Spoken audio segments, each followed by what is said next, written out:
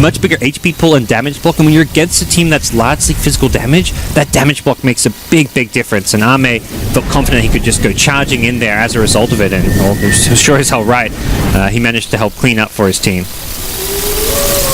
This is getting really tough now. We talked about that first big fight being the deciding one. LGD take it convincingly. They get themselves Aegis. They get themselves a big lead. Suddenly, Maybe's pulled ahead with 10k net worth. He's got the Hurricane Pike, Midas, and Treads, another 1200 gold. This is where the Drow strat can really fall apart because of that one bad fight. Yeah, and certainly FL have to be careful about losing subsequent fights as well, as already the movement from LGD coming across the map. Gonna find Nuts here on the edge. They don't look to try and jump in too deep for that one, as they won't find anything initially with this movement, but at the least just securing the place and space for maybe to find that tier 1 mid. And indeed, as you mentioned, just maybe continue to be in an absolutely fantastic place where, when it comes to farm, you know, Ben talked about in the panel how maybe was this miracle-esque player, and on this OD so far, we're seeing why. Yeah, he's having a huge game, and that's not going to change anytime soon. His farm is just absurd. He's really, in some ways, going to be the true carry. Like, you think, oh, we got to burst this PA because she has great burst damage potential, but if you ignore the OD, he starts stacking up the stolen int in a fight. That Sandy's Eclipse is just going to win you the game. Salt lane, XZ scouting out. He's down. XZ. Nice little gank versus squad. X1. It's nice when you can find these kills without having to bring in like more than 2 heroes. Like, that's really just, you've got OD farming at bottom, you've got PA farming the jungle, and that's something where Weaver feels confident, like, oh, I can just go up here, farm, push a lane, but that's not the case. Oh, yeah, ice. He's found himself a PA. He'll start to drag Ame back. He does have Nuts in the neighborhood, but the false promise is already out for Victoria. Trying to do his best to keep Ame alive. Ame should be able to jump across to him, but no, in fact, the damage is too much, and he's going to lose the Aegis here for the first time. Can FL do anything about the second one? No, leave it as that, and I think they'll take that. You know, taking the Aegis quite quickly off the PA's hands after she was able to claim it from Roshan. Gets them back on track, because ideally this is the stage where Faceless should be controlling the game, taking towers, taking objectives, using the fact they've got the Drow Medusa to kind of 5-man, but Jabs is lacking some items. XZ walking nice up into a sentry wall. Could he get himself out of range? No, he can't. He's down. They'll find the Ricky. But yeah, killing the PA means they can actually go team fight now, because if they didn't want to team fight into the Aegis, but they were happy to find a pick off, and once they've got another lasso, we may see a smoke, we may just see them make a rotation to go defend and push out this bottom lane. Suddenly LGD's back in that state where they don't want to be the ones forcing a 5v5 fight unless it's on their own terms, like we saw at the Roche pit, where they're getting the better jump and having the positioning advantage. Midas pick up not only for OD this game, but also coming out in Jazing's Slada. I mean, that's the LGD. Like, they know they can defend high ground for as long as they need, and Midas's will pay off, I guess. They haven't lost a tier 2 tower yet, so all things considered, the Midas seems like a formidable pickup. It's going to get Slada more scaling, more levels, more guaranteed farm as the game goes on. And it doesn't feel like LGD under a huge amount of pressure. Ice that coming in with a bit of an ambitious blink just to clear the wave, and immediately LGD pounce on him in return. That was a bit of a strange blink forward there from Ice. Yep. Misplay from him, and those kind of kills you don't want to be giving up, because as soon as you lose a Batrider like that, suddenly the call in the team comms is pretty much, alright, fall back and farm. Like, you can't make any moves as a team once you lose that key initiating hero. Like, if you lose an Ogre or something, you're thinking, well, we can still find a pick-off. You can be aggressive on the map, but losing a Bat means there's zero play. You have your carries, you just sit there and right-click heroes, but you have no playmaking and pick-off potential. So your only real call now is to fall back and farm, and that's where LGD will take advantage, push out lanes, and just really buy time to get their carries even more farm, get them more online. Ame's got 2.7k gold. We'll see where he looks to go, whether he gets the Abyssal Blade or even goes back for his like BT. Yeah. I mean, Deso straight into Abyssal, is super aggressive, and it's absolutely nasty. If he gets the lockdown, he'll almost certainly get the kill every time. We've almost got a Shivers complete on Maybe's OD. 24 minutes in. Yeah, and that's the armor he gets from this is going to help so much against the Drow Deucer strat. Getting that 15 armor as well as the attack speed slow for the enemy, that really gives him almost like unlimited survivability in these fights. It's going to get absurd how hard he is to kill for Faceless. As we can see, a bit of a creep skip from the Weaver, making it very hard for LGD to push in this bottom lane, so we'll force them to back up.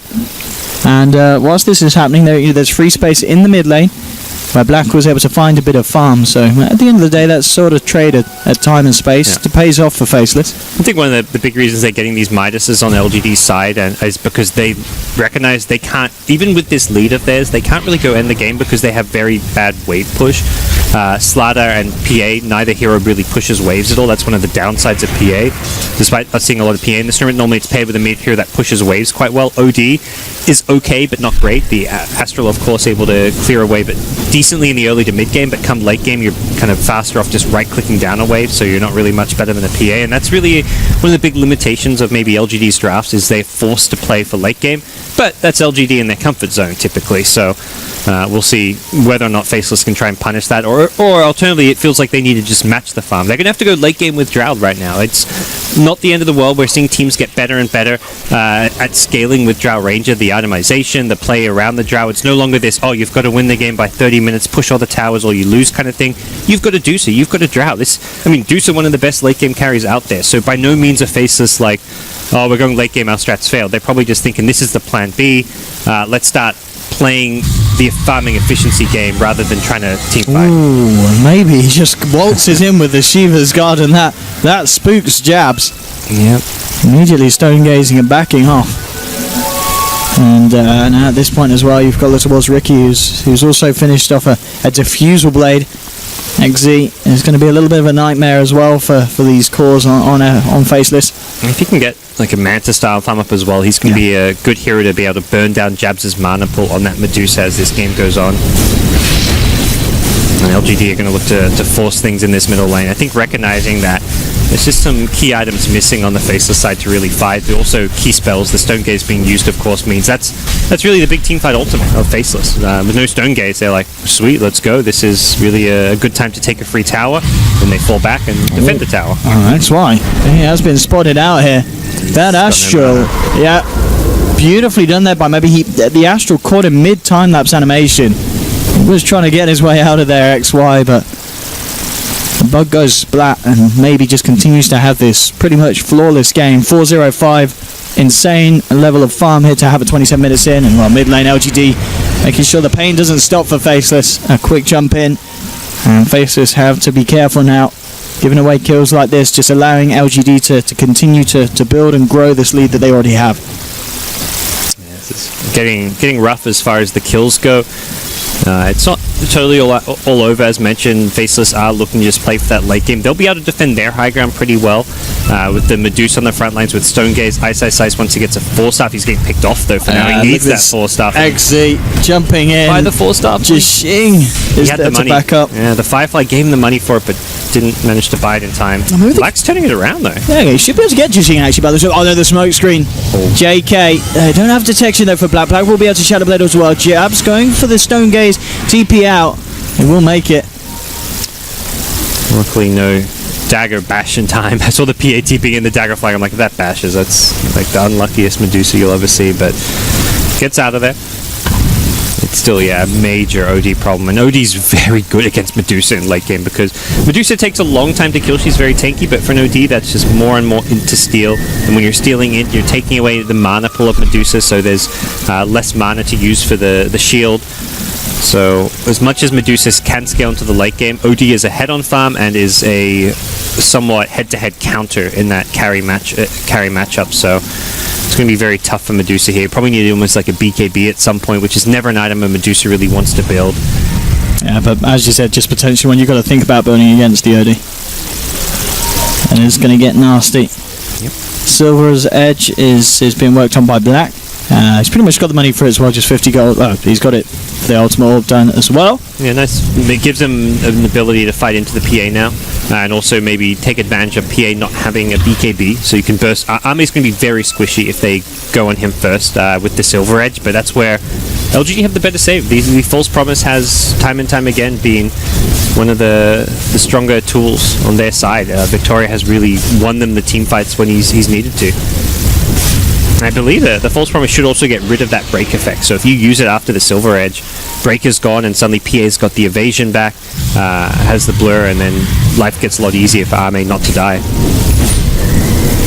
LGD though continuing with another tower taken, and Roshan ready for them as well, and no way the Faceless can contest this one. They're not in the neighborhood. They're just continuing to try and find as much as they can, split up across the map. Black still pushing out of that top lane.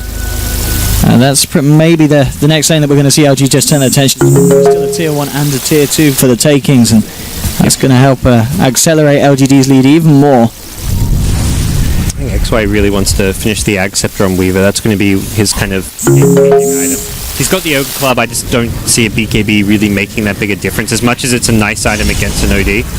So he's getting a good grab here on Tame. See if they've got the damage to bring him down. They'll have to do it twice, of course. He's already down to half health, but Victoria's there in the neighborhood, and as we're seeing, just doesn't even need the false promise. Yeah, the damage is not there, and in fact they want to jump back in. On the side of it, they found Black. Black immediately initiated on the Sanity's Eclipse coming through. XY out of mana, has to get himself away from this fight. They've lost one. Nuts is trying for the TP out. It's not going to be successful as Arme, with the crit, chops him down. Yikes. And again, it really feels like in the last half of this game, it's just been LGD all the way, and Faceless unable to do anything to stop them. Yep, Faceless not going to be able to do too much in the high ground defense without a lasso, without the Jar Ranger alive. This is looking like a bottom lane of Rax, and we could be approaching that kind of game over point with Faceless just not having the ability to keep up in farm and to match up against Maybe's OD. And it's not just the Maybe OD, it's the way that LGD are playing together as a team.